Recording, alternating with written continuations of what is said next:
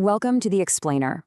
So, picture the scene, right? We're practically in this dazzling, voxel-rendered New Jersey stadium. The floodlights are just cutting through the night, casting these incredibly dynamic shadows across the pitch. And the atmosphere, man, it is absolutely electric.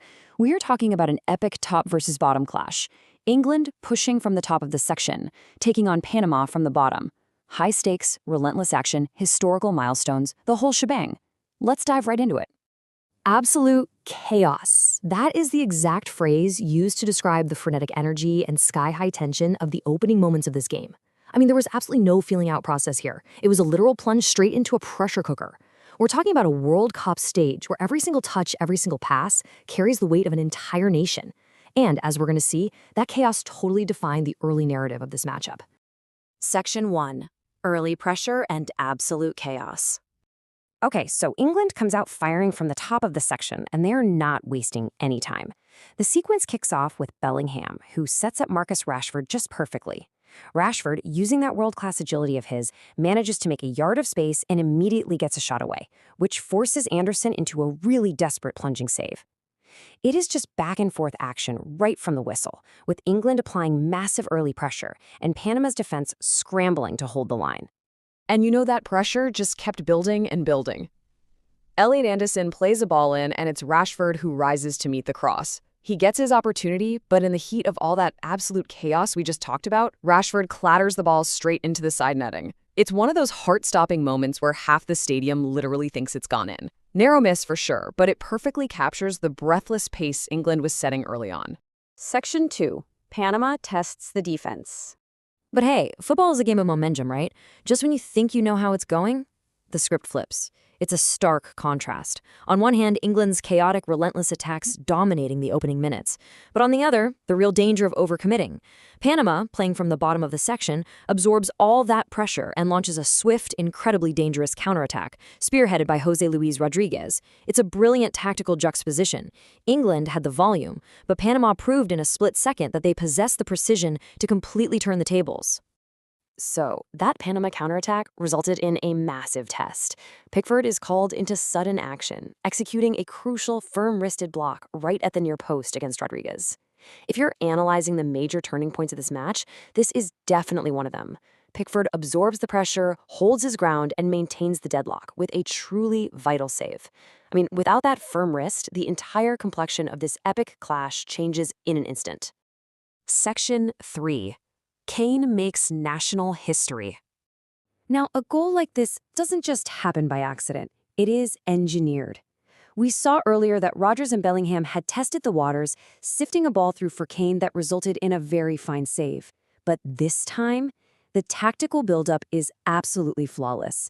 Step 1. Saka delivers a brilliant ball. Step 2. Bellingham executes an absolutely splendid first-time take. And step 3, Bellingham aims up and delivers it perfectly for his captain, Harry Kane. It's a literal masterclass in precise three-step attacking football that finally unlocks the Panamanian defense. And the ultimate result of that beautiful build-up? 11. Now let's put this into perspective.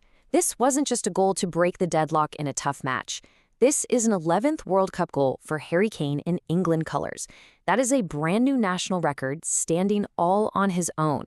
It's a breathtaking milestone. In the midst of the tactical battles and the chaotic early misses, the captain steps up, finishes the splendid setup, and permanently etches his name into the history of the sport. It's a legendary moment that feels like a true cinematic sports triumph. Section 4. Ferro seals the victory. The build-up to the second goal is super fascinating. Actually, the play is initially lifted forward wide toward Martinez, and Rodgers attempts to feed it through for Mack. But as the commentary noted, they were just too early. The timing was slightly off. But, they reset, they adjust, and then a lovely ball is played straight through the center forward, finding Ferro perfectly in stride. And Ferro does exactly what is required. He finishes in style.